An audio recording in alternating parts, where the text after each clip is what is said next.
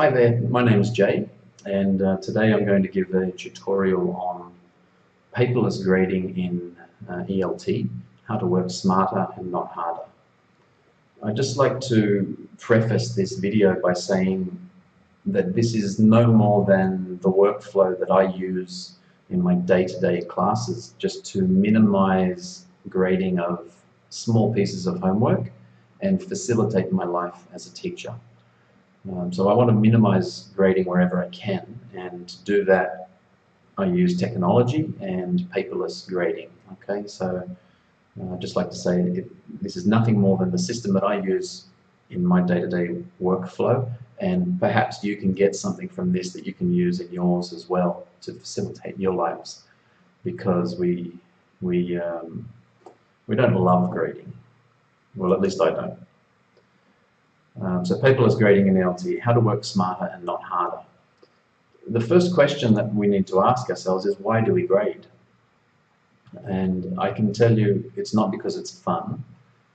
I've never heard of people grading because it's fun. In fact, most teachers that have tons of students detest it. I mean, I've heard people say it's Netflix and correcting tests. So that explains pretty much how their weekend goes. So why do we grade? I can think of 4 reasons here. One reason, we want to isolate difficulties. We might give a little bit of homework before or after we give a certain class to isolate where students have difficulties in that area, and we can then sort of hone in on that area, focus on it and fix it. Maybe we want to gauge levels of students. This might be before we've formed a class, or if we're dividing classes into levels. For whatever reason, we can use grades to gauge levels. Measuring and demonstrating progress are very important. Students never more motivated than when they see results and they see progress.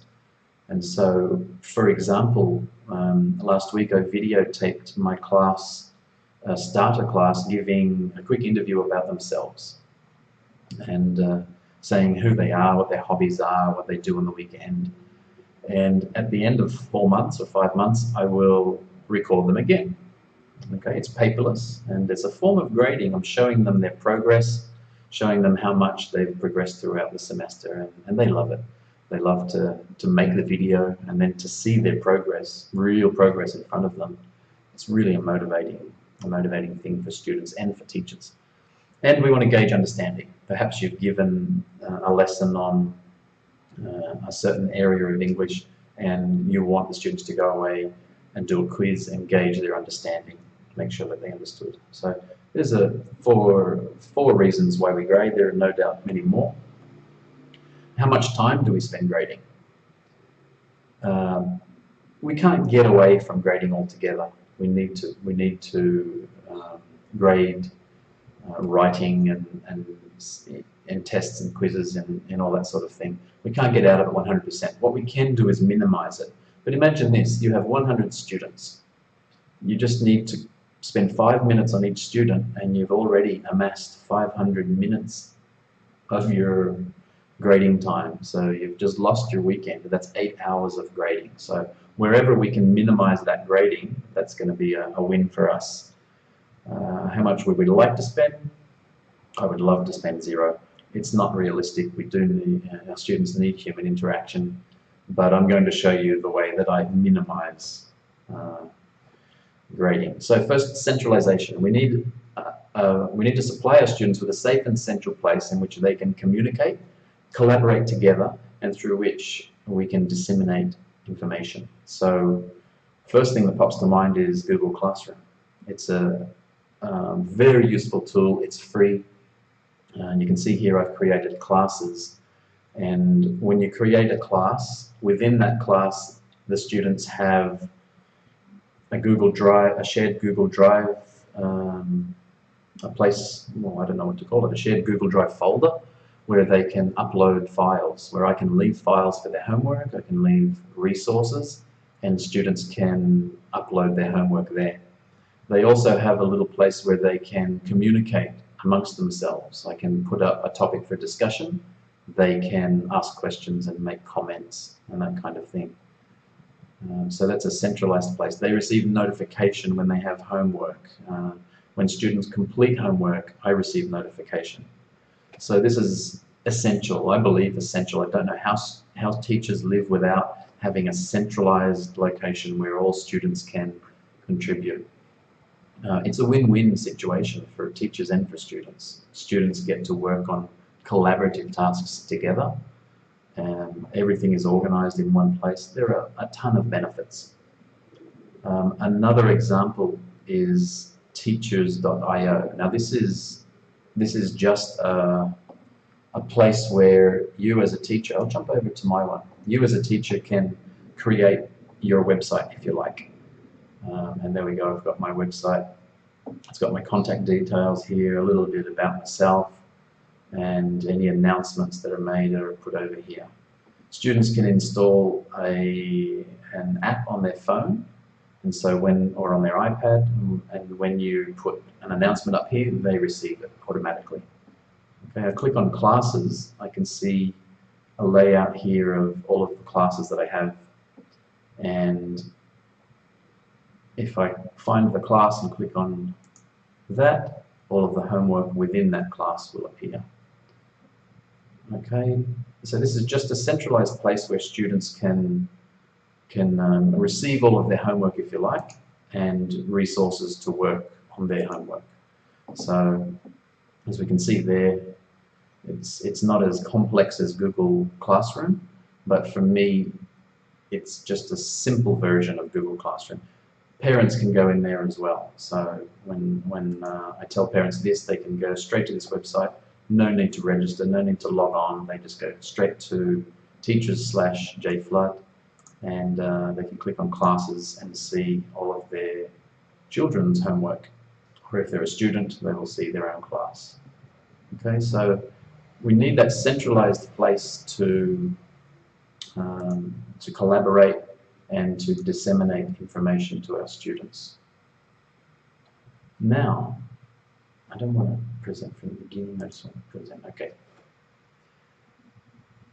Just give that a minute to load. Here we are, teachers, and what are the benefits of centralizing your workspace? Obviously, one of the main benefits is having legible writing. I don't know if you've got students like some of mine, but I receive a written task, and sometimes it looks like an insect has had an epileptic fit on the paper. So one of the benefits, the side benefits, is that I can actually read the documents because they're typed. And some students prefer to type. I have students that don't like using the computer to type, they prefer to write, and that's fine. They can take a photo of their document and upload it to the internet, and upload it to this centralized location. But I tell you, some of them are quite messy and unreadable. Organization. It's nice to have all of our stuff in the one place and organized by folder. All of my classes are organized by folder. I can then take that class and pass it on to another teacher, and that teacher then has a historical record of that class. Backup, everything is in the cloud, it's backed up. I can access it from any computer, the computer that I'm on, my tablet. If I travel, I can use my sister's computer and still correct work. Obviously, centralization is one of the benefits. Collaboration, more important than me giving information to students, is them collaborating on a project and working together and learning from each other. When that happens, it's magic. And so I need to provide the students with a place to do that. Communication, I can communicate directly with students, they can communicate. And notification. So when they receive homework, they receive a notification. I don't need to, I don't get excuses anymore that, oh, I didn't know that was the homework, because it's always in the one place and they receive a notification. So imagine not having to grade. Here we get to the fun part. All of my students receive a little bit of homework each night.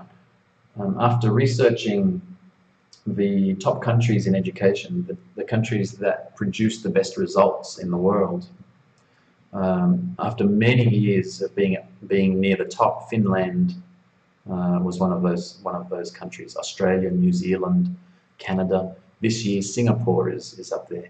What do they have in common? they give little homework. After a lot of study, they found that giving a lot of homework doesn't really increase the output or the results, I should say, the results of students. It doesn't improve results. And so little test that I'm doing at the moment is giving less homework. Because let's face it, kids in Brazil these days, they miss out on their childhood. They don't get to go outside and play, and they're just too busy studying. And so I'm trying to give my students a bit of a break. They have about 10 minutes, 15 minutes of homework per night. They do have homework, just a little bit each night. And for me, I don't have to grade it. So let's find out what goes on there. This is my workflow. My students receive a notification of homework on their cell phone or their app. They then click on the link and they do a quick quiz, which is made through a system called Flexi Quiz, which I'll show you hitherto. You receive a notification that your student completed the task. So I receive a notification saying John Smith completed the homework and it's ready for you to look at. I then open that, find out the results, and I log that in a spreadsheet. That's my work. And then at the end, I have a report of all of the students together as a class, and I can create a report from that. Okay, so I'm going to show you Flexi Quiz. Let's go through here. I have a class here, let's say FCE2. They have some homework, which is a 5-minute quiz on indirect questions. I open that, it says when it's due, and they click here to start. Now students can do this on their cell phone or on their tablet, and let's just say here, my name is John Smith, and John at the Smots. It doesn't really matter what you put here, it's just to register. So John at thesmiths.com, and I register. Now I have the quiz. I'm just going to tick. I'm going to tick anyone here.